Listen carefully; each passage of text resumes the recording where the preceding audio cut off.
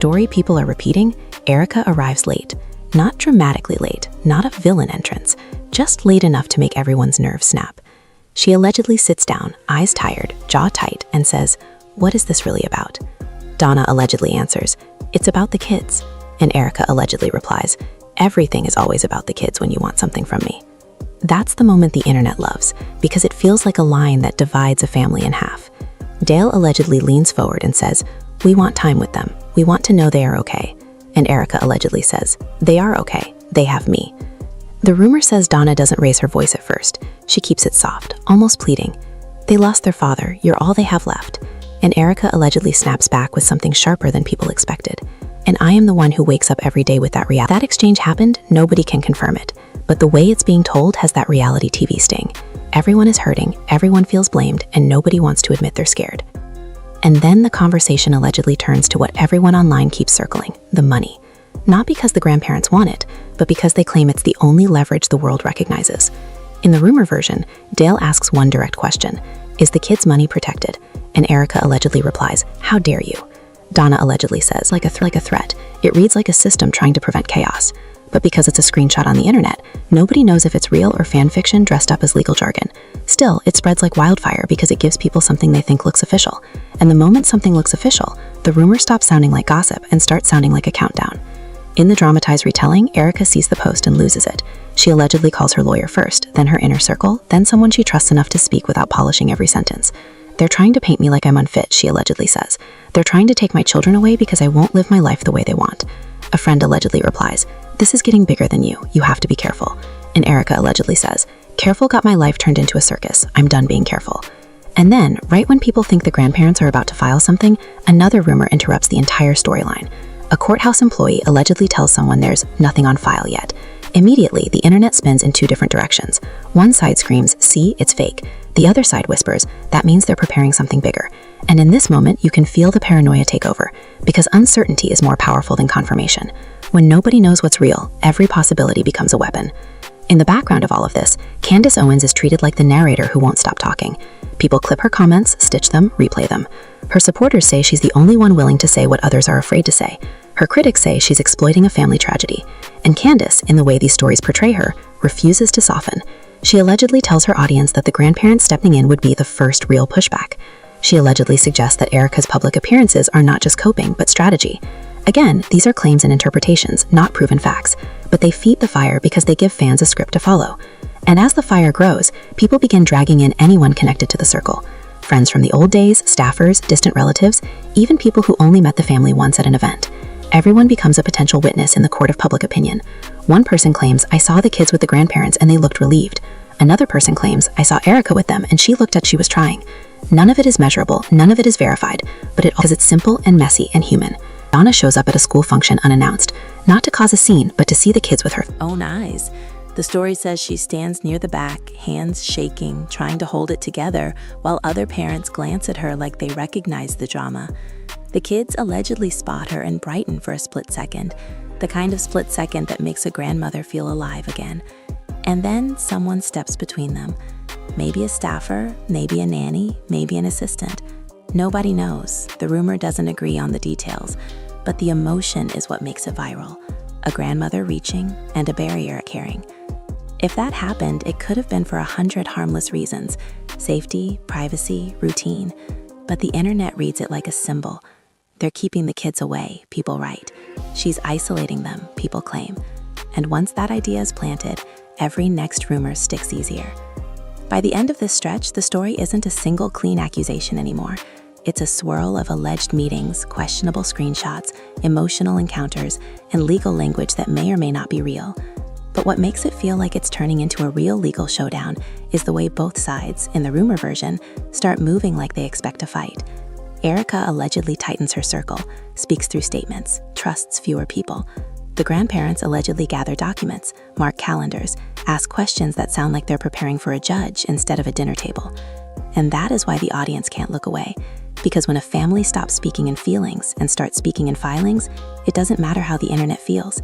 It becomes a different kind of war, and everybody senses it's getting closer.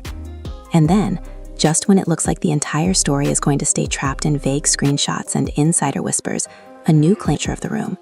multiple accounts start posting the same allegation, that Charlie's parents didn't jump straight to take the kids. They went after something quieter and sharper, something that doesn't sound dramatic until you understand what it does. People say they're pushing for structured oversight, a court-approved framework that puts guardrails around the children's time, their routine, and especially their money. And the reason this hits harder is because it's not a headline you can laugh off.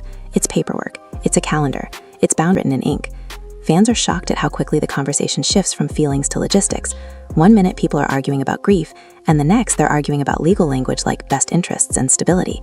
In reaction videos, you can hear creators lowering their voices, like the rumor itself is heavy. If they're really doing this, one says, they're not playing. Another replies, or somebody wants control and they found the perfect moment. And that's when the family gets left divided in the most painful way, because every single motive can be read as love or manipulation depending on where you're standing. According to the chatter, Donna doesn't even want the spotlight. The rumor says she hates it. She allegedly tells a family friend, "I didn't raise my son for people to dissect his children like this." But then she follows it with another line that keeps getting repeated because it sounds like a woman who feels cornered. "If I don't act, I'll regret it forever." And people online cling to that because it sounds like a grandmother who believes something is slipping away from her, something that can't be fixed with a polite conversation. The next alleged twist is the kind that makes viewers lean closer.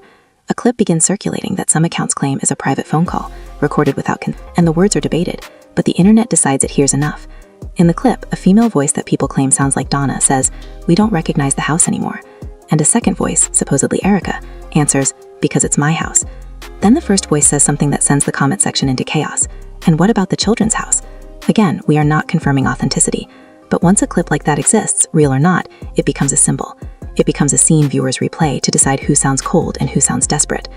People who support Erika rush to defend her. They say any mother would snap if her in-laws questioned her home, what it's like to wake up to grief and still pack lunches. They accuse the internet of punishing a woman for trying to survive. Meanwhile, the other side argues that surviving doesn't mean disappearing behind staff and schedules. They point to every rumor about nannies, alleged boyfriend sighting, and they say this is not stability. Emotions ran high, and because both sides sound like they care about the kids, the fight gets uglier, not softer. Then comes an allegation that feels almost too specific to be random, which is exactly why it spreads. A popular account claims the grandparents requested a formal visitation schedule after a weekend went wrong. The rumor says the children were supposed to spend time with Donna and Dale, but it got shortened at the last minute. The reason changes depending on who is telling it. One version says the kids were too upset. Another claimed there was a conflict at home. Nobody can prove any of it, but the repeating theme is the same. Last-minute cancellations, shifting plans, and grandparents who feel like they're being treated like optional relatives instead of family. In the dramatized retellings, Dale is the one who stays calm until he doesn't. The story says he called Erika late at night and tried to sound reasonable. "We're not your enemy," he allegedly said. "We're their grands." And Erika allegedly replied with a sentence that gets quoted like it's a mic drop. "You don't get children as your grief therapy." That line, if it was ever spoken, would be brutal. But even as a rumor, it lands because it speaks to the fear on both sides. Grandparents terrified of losing connection, and a mother terrified of being judged as not enough.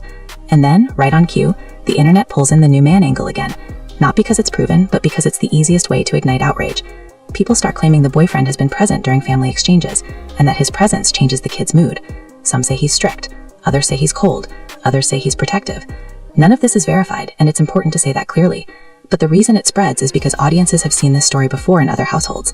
A new adult enters a grieving family system, and suddenly every relationship gets tested. Fans project their own experiences onto it, and the projections become facts in the comment section. One creator does a dramatic reenactment, pretending to be Donna at the doorway, pretending to be Erika on the phone. It's content, it's performance, but it shapes perception. The creator says, "Imagine watching your grandchild hesitate to hug you because someone told them to be careful," and viewers eat it up because it's emotionally vivid. Then another creator counters with, "Imagine being Erika and realizing every time you let the kids see their grandparents, someone turns it into a storyline." And suddenly the audience is not watching a family anymore. They're watching a battlefield where every act of love has consequences. According to Online Talk, a family friend tries to mediate. This friend is described as someone Charlie trusted, someone who knows both sides, someone who allegedly says, "We can fix this quietly." The rumor says they set up a second, smaller than the first, meant to lower the tension. And this time, the conversation is set to begin. With Erika saying, "I am not giving up control." Donna allegedly answers, "We are not asking for control." And Dale allegedly adds, "We are asking for protection." And in that triangle of words, you can see the core of the drama. Control versus 3 different meanings, 3 different wounds. A twist follows that ramps everything up without needing any proof. people begin claiming a legal letter was delivered to Erika's attorney to her personally, and that the letter mentioned financial safeguards. Immediately, fans interpret that as a direct attack on Erika's character. They think she's stealing, one comment says. Another says, they're saving the children. And because there's no document anyone can verify publicly, both interpretations live side by side, like competing realities. In the dramatized version, Erika reads the letter and feels humiliated. She allegedly tells a friend, "They're treating me like it's not about you, and I don't like when people yell. No proof of this. It could be invented. It could be misunderstood, but it spreads because it triggers the protective instinct in viewers." Once the idea of a worried teacher enters the story, the legal angle feels more plausible to the audience, even without evidence, because teachers are seen as neutral observers. By the end of this stretch, the rumors have stacked into a narrative with momentum. Alleged meetings, alleged audio, alleged letters, alleged concern from outsiders. None of it is confirmed as fact here, but it's enough for the interesting for a legal push that could reshape how the children live, who gets access, are no longer just grieving grandparents. They are portrayed as people who have decided that silence is risk and paperwork is protection, even if it makes the family fracture in the process. The rumor has its own heartbeat, and it doesn't slow down, it speeds up. Accounts start saying the grandparents didn't just think about legal options, they quietly triggered the first real step, the kind that doesn't make headlines until someone leaks it. The claim is that an attorney sent a formal request for temporary safeguards, not a dramatic demand to rip the kids away, but a structured plan that would force everyone to follow rules instead of feelings. Fans are shocked because this is the moment the story, as people are telling it, stops being about who is right and starts being about who is prepared. In the online version, Erika finds out the same way everyone else finds out these days, through a message she wasn't supposed to see. One person says it was a text forwarded to the wrong chat. Another claims it was a staffer who panicked and admitted they're doing something. He can prove it, but the reaction is described the same across posts. Erika allegedly goes still, then angry, then cold. She isn't crying on cue, she isn't performing. She's calculating, because if grandparents are putting structure on paper, that threatens the one thing she believes she still controls, her family's narrative. A friend supposedly tries to calm her down. "This doesn't mean they'll win," the friend says. "It means they're scared." And Erika allegedly replies with a sentence that people keep quoting because it sounds like pure resentment. "They weren't there when it was hard, but now they want to manage my life." Again, that's just how the internet is framing it, not verified audio. But the reason the line spreads is because it captures the kind of bitterness grief can create, especially when people feel judged. Then the storyline adds another twist. People claim Erika's attorney responds fast, not with a screaming denial, but with a warning. The alleged response says something like, "Any attempt to interfere with the children's routine will be treated as harassment." That word, harassment, hits like a siren, because once you label grandparents as harassers, you transform them from family into a threat. And once you label a mother as reckless, you transform her from parent into a risk. This is how families end up speaking like enemies, and viewers can. In the dramatized retellings, Dale is furious about the label. He allegedly says, "We are their blood, how dare she?"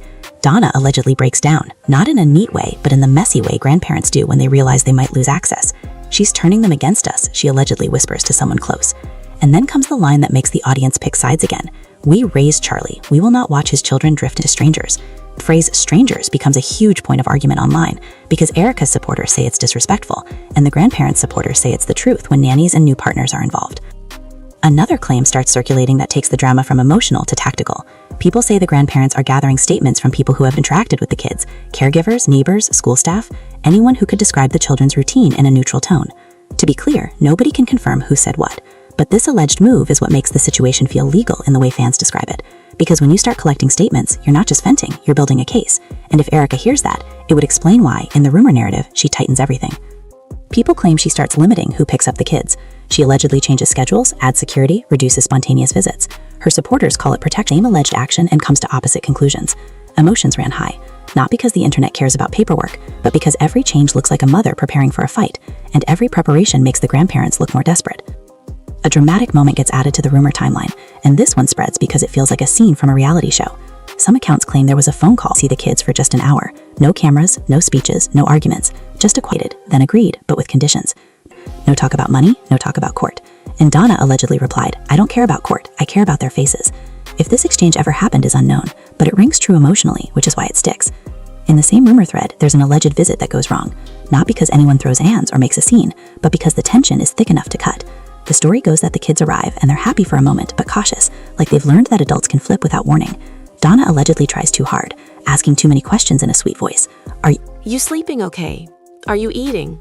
Are you happy? And then the kids, in the rumor version, grow quiet, like they're safe. That detail crushes viewers because it suggests the children are adapting to tension. And when kids adapt like that, adults feel guilty, even if they think they're right. The alleged breaking point comes when Dale asks something he thinks is reasonable, and Erika hears as an accusation. The rumor says he asked, "Who's been around the kids lately?" And Erika's face allegedly changes. "That's not your business," she allegedly replies. And then Donna, according to online talk, says a sentence that she immediately regrets. "It is our business if they're being raised around someone who doesn't love them." That line is gasoline. Because if you're Erika, you hear it as an attack on your choices. If you're Donna, you hear it as a plea for safety. And if you're the internet, you hear it as a headline. The visit allegedly ends early. The kids hug everyone and leave, and the adults stand there with that hollow feeling that comes when you realize you just made everything worse. In the rumor narrative, Donna cries in the car. Dale stares, "We can't do this again." And Donna allegedly answers, "Then we do it the hard way." That phrase becomes the unofficial caption for the entire drama. The hard way, meaning court, schedules, oversight, boundaries enforced by someone outside the family. After that, online talk claims the grandparents decide to move forward with a formal request, not necessarily to remove custody, but to set terms they can rely on. And the reason this detail matters is because it changes how viewers interpret everything. Suddenly, Erika's silence isn't just grief, it's strategy. The grandparents' patience isn't just respect, it's preparation. And every influencer covering it starts speaking like a verdict is coming, even though nothing has been officially confirmed in public filings people can verify here. The rumor mill also claims Erika responds by preparing her own package, proof of routine, proof of care, proof that the children are stable. Supporters say she's doing what any parent would do when outsiders threaten her home. Critics say she's only moving because she got exposed. Both sides call the other side manipulative, and the family is left divided not just emotionally, but structurally. Because now it's not just who feels what, it's the final twist that keeps the audience glued. A claim that a mutual mediator, maybe a family counselor, maybe a trusted elder, tries one last time to stop it from becoming a public legal war. According to online talk, this mediator allegedly tells both sides the same thing. The kids don't need a winner, they need peace. And for a brief moment, the story says everyone softens. Erika allegedly admits she feels attacked by the world and exhausted by expectations. Donna allegedly admits she's terrified of losing her grandchildren the way she lost her son. Dale allegedly admits he doesn't trust anyone right now, not even himself, because grief has made him suspicious. And yet, even in that softer moment, the damage doesn't magically disappear. The rumor narrative ends this stretch with a tense standstill. Grandparents determined to create guardrails, Erika determined to keep control, both sides claiming they are acting out of love, and the public watching every move like it's a clue. There's no clean resolution in the way people are telling it, just a sense that the next step is inevitable, because once legal language enters a family argument, it rarely leaves quietly. For now, the only thing that seems certain in the story being shared is this. The kids are at the center, the adults are hurting, and the internet has turned private pain into public pressure. Whether the legal move is real or exaggerated by rumor, the fear behind it feels real to the people reacting, and that fear is what keeps this drama alive, with everyone waiting to see who blinks first, and what protecting the children will actually look like when feelings aren't enough anymore. So that's where the story sits right now, at least based on what's being circulated online. People are claiming Charlie's parents have made a move behind the scenes, and what started as messy commentary is now being framed as something legal, structured, and much harder to ignore. But remember, this is still rumor-driven, built on alleged screenshots, alleged conversations, and claims from people who say they're close to the situation. That's why the biggest questions are still hanging in the air. Are the grandparents truly stepping in to protect the kids, or are they trying to tighten control at a moment when Erika is vulnerable? Is Erika pulling away because she's overwhelmed, or she's avoiding? Lawyers really are involved. What exactly are they fighting for? Custody, visitation, financial oversight? What makes this whole situation so explosive is that everyone can claim the same goal. It's for the kids, while still tearing the family apart in the process. And if any official filings ever surface, the narrative could shift overnight. Until then, all we have are the reports and the reactions, and the way fans are split down the middle says everything about how heated this has become. Now, I want you to tell me what you think. Do you believe the grandparents are making the right move, or do you think this is crossing a line?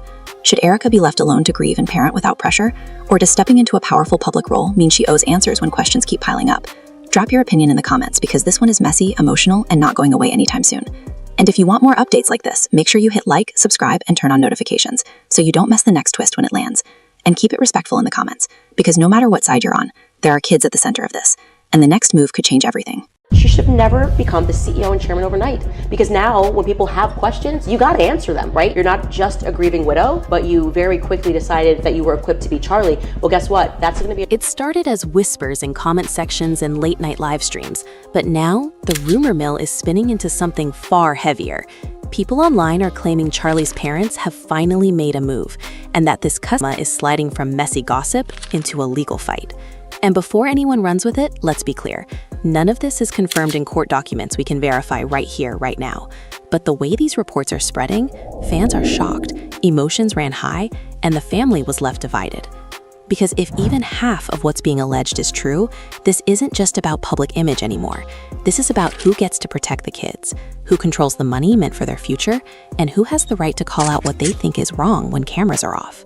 But subjectively, because we are dealing with the subject of Erika Kirk and what transpired immediately following Charlie's assassination, this is going to be read as Meghan Markle syndrome, okay? So people are pointing to supposed behind-the-scenes tension, heated phone calls, and a sudden shift in how insiders are talking, like something snapped.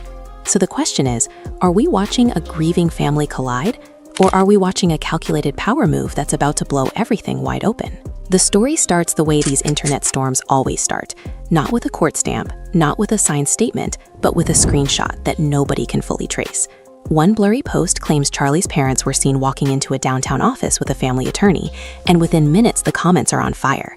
Fans are shocked, not because they believe every rumor, but because the timing feels deliberate. People say the grandparents have been quiet for weeks, letting the widow narrative do what it does, letting the cameras roll, letting the public argue, and then suddenly, according to the chatter, they are done staying silent. The next wave comes from a supposed insider who swears the grandparents didn't wake up one day and decide to turn this into a legal matter. The insider claims it was building for months, little moments stacking up until the family couldn't ignore it anymore. A missed school event here, a nanny doing the pickup again, a child crying on a phone call while a grown-up voice in the background says, "She's busy, baby, she'll call you later." None of that is verified, and to be clear, we are not saying this is fact, but this is what people are repeating, and it's spreading because it touches the one thing viewers will always react to: kids caught in grown-up chaos. In the version of events circulating online, Charlie's mother, Donna, is the one who finally snaps. Not on camera, not on a podcast, behind closed doors, where nobody is supposed to see the grief turn into rage. The rumor says she tried to keep it polite at first, tried to give Erika space to mourn, to adjust, to breathe.